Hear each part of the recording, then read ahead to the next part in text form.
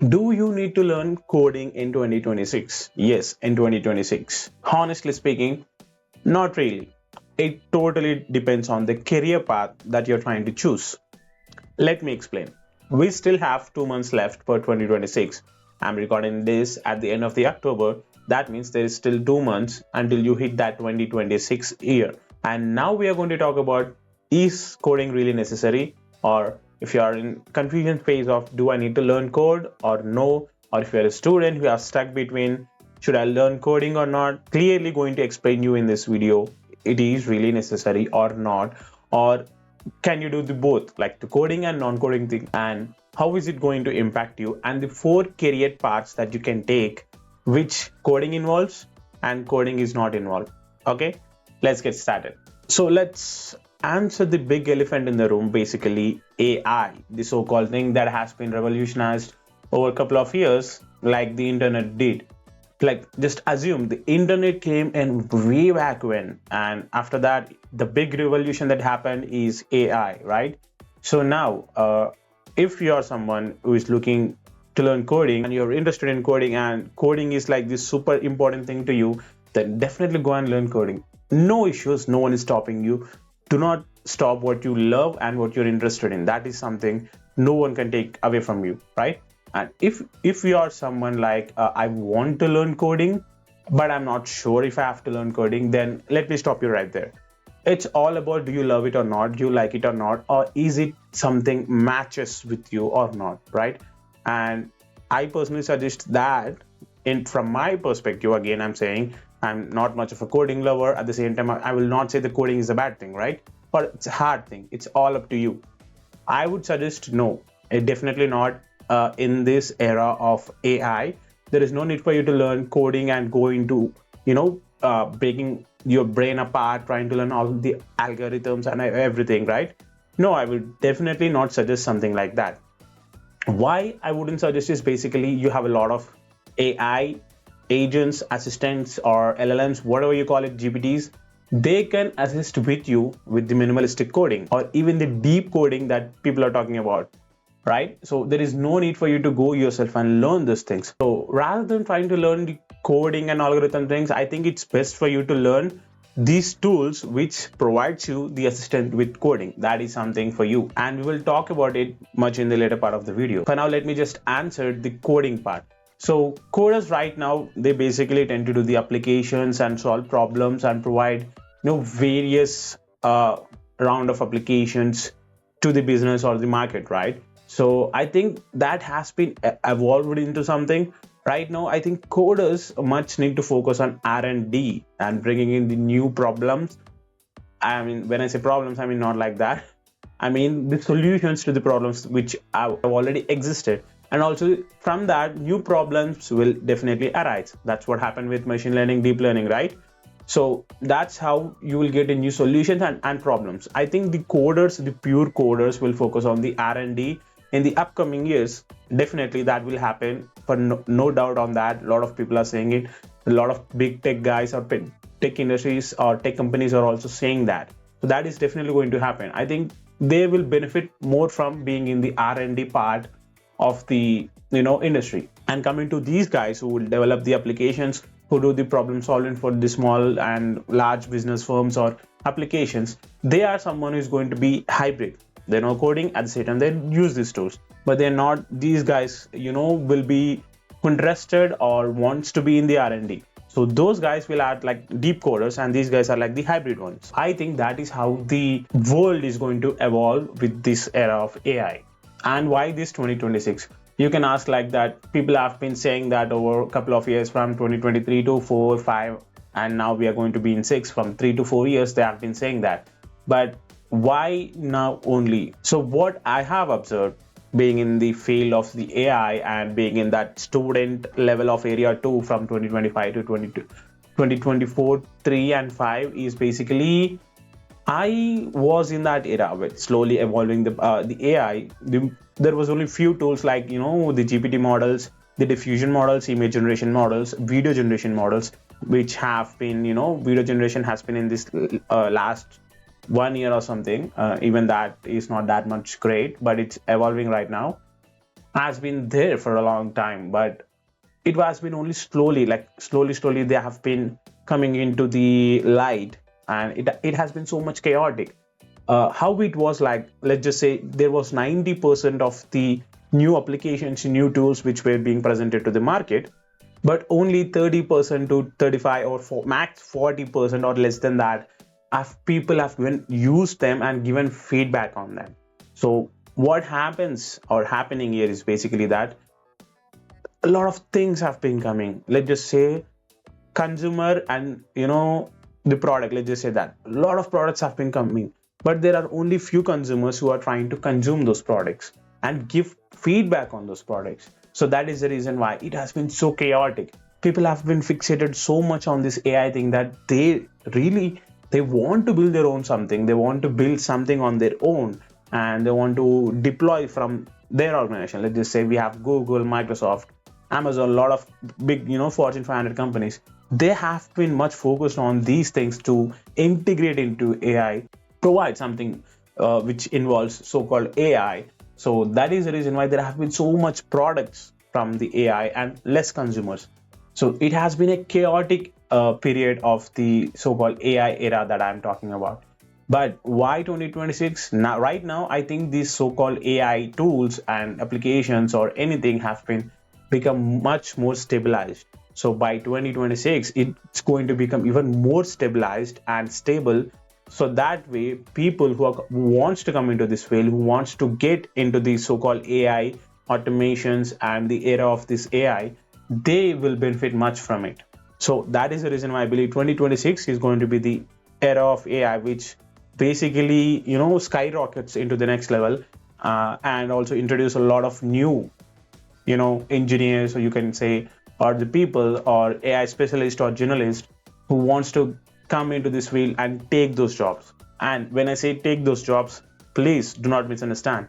AI is definitely going to take jobs, but as in that way only, new jobs will be coming for the people who wants to use this AI. So it's not anymore a part of something like AI will take my jobs, but rather than that, you have to adapt to AIs to keep your jobs. I understand that sounds like dangerous, but it is what it is happening, and we cannot change that. This is a revolution and it will not stop. So we have to adjust and adapt to it. A lot of non-tech companies too, they are definitely trying to integrate this AI into their daily workflows, their HR departments or some other departments, CRM, using CRM tools and a lot of stuff. A lot of things have been going in non-tech too, even in the healthcare too. And a lot of companies are there which are not technical, but they also want to involve the so-called AI and integrate them. So that is the shift that is going to happen in 2026 for sure. So it's about time we change too. So how to choose properly? So I sat around and did some research and found out 4 different career paths which you can take right now to come into the so-called industry and stay on the top, right, from 2026. Like, I mean, from even from now, and choose this career path, and you will not lose anything. Honestly, I'm speaking. If you want to come into the tech field, basically, if you're computer science or something like that, into that field. So let me just put them up for you, and I'll explain what those are. No code, low code automation specialist. That is one, and other person is someone who is a hybrid guy who is into the coding, and at the same time who does this no code low code automation things and AI tools things. And comes the other person who is a consultant, an educator, a trainer, basically, who has enough experience on both of these fields, but he chose to become something like a consultant or an agency guy. Basically, he has the idea and knowledge of this AI tools, and at the same time this application building knowledge, which is coding, but not more than a deep coder, like purely AI engineer coder, and not like a hybrid person who is like this. So he's like the mix of it. It's confusing, I understand, but that is something more suited for an experienced guy rather than a freshers. And comes the final part, which is basically pure coder, who is called as AI engineer in terms, we can say, or pure coder, you can say, basically, rather than simply putting AI. Is a coder. What he does coding, basically. So do not feel bad for yourself that people are pointing out that coding is dead. It's not dead, it's evolving. That people are whatever that is not trending or not relevant anymore. People call it as dead, but it's not actually dead. It's evolving from one to another thing. So those are the four parts. So when it comes to no code, low code thing, basically no code, you can do no code, but at the same time, you need to have the knowledge on that rather than simply building something and putting it out there. You need to know. I've already explained, right? CI/CD pipeline, databases, cloud, how to integrate all these API keys if it involves something, how to present to front end, the traffic thing. You have to understand all of this thing to be able to do any kind of application using AI. So that is really important for anyone, not only no code guy, anyone. You need to understand that, and you can simply use these so-called AI tools, the GPTs, to understand that properly too. So at the end of the day, it's no issue, no coding required. And here comes the other person, hybrid person, like hybrid AI guy and hybrid coding guy. Basically, he knows AI tools. You can use AI tools. You can use the GPTs to build his own application. At the same time, he does his own coding too. So you can also be like this guy. You don't need to know about like a lot of DSA algorithms, deep knowledge about that. You can simply have moderate or intermediate coding level coding that is enough for you to know what you are actually doing. Other Unlike the no code low code guy, right? So this helps a lot, and these kind of people are needed a lot right now for the companies. Even for the non-tech companies, they are paying high in amounts to get these kinds of guys because it saves time, right? Let's just say it takes you 2 to 3 months to build an entire applications, where the AI takes to build that application in less than one day or less than a couple of hours, right? So time is of the essence over here. So people choose these kinds of guy when they need to have be done in a less amount of time. And comes to the, as I said, consultant, agency, trainers. These guys are basically who have experienced low code, no code thing, the hybrid thing, and there are also some people who are into the deep coding too. These guys, what they do is basically they provide services, or else they provide the consultancy basically to the people who need these things. So, right? So these kinds of people are basically, you can say, hybrid coders, hybrid persons, hybrid AI guys, but at the same time they are not really those. So they provide the services using them. So they tend to be a lot. So I can simply explain, you have written something for these guys. So what they do basically is they have their own teams of people who can do these things. They provide the services such as IaaS, PaaS, SaaS services. There are also people who provide as services, IaaS, not AAS. Okay, and they also help with the business. They tie up with the large and small business firms too.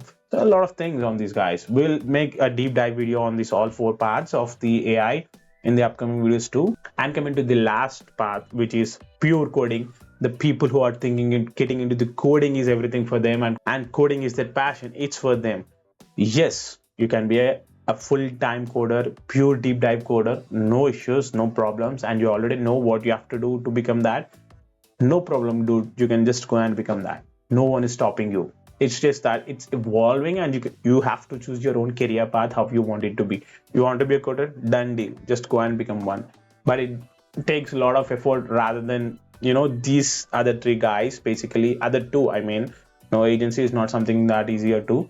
The other two guys with low code hybrid guys, you are going to face a lot of problems, but at the end of the day you're going to get more benefit more than them basically, because if you switch into the the R&D in later part of your career, you're going to become one of the top echelons of the industry, right? So at the end it comes down to what you want to choose your career path.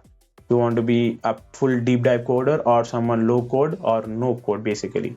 It's like that. So choose wisely. And let's just say you want to go into the hybrid or no code low code thing. You still have to have knowledge on how these things are going to work, and you need to know how these are going to work, the applications or the software, the API keys, whatever that is involved. You need to know how these work.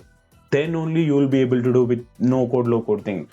Otherwise you won't be able to do anything at all, right? Let me end with this. In this era, in this year, upcoming year 2026 and present year 2026, there is no need for you to worry about coding. Coding is optional.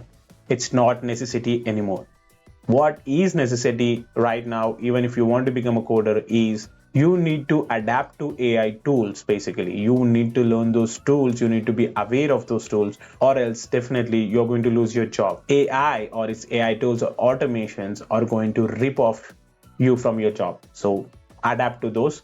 then you will definitely have a brilliant and bright future. Would I say you will not have a future without this? No, I'm not saying that. It's just that it's going to be difficult for you. That's all what I'm trying to say. So let me know how you guys like this video, and if you want more of these videos, I will definitely make that. Even if you don't want, I'm going to make those videos anyway, because that's what I want to do right now. To before we hit 2026, I want to cover all these things, so when we reach that point, you will know what exactly we are trying to get into this. And I'll definitely divide these videos into a couple of sections so that I can clearly explain each part variously, because all these 3-4 parts I have to explain to you clearly to get an understanding. Please leave a like and subscribe for more content like this. So I'll see you guys in the next video. Until then,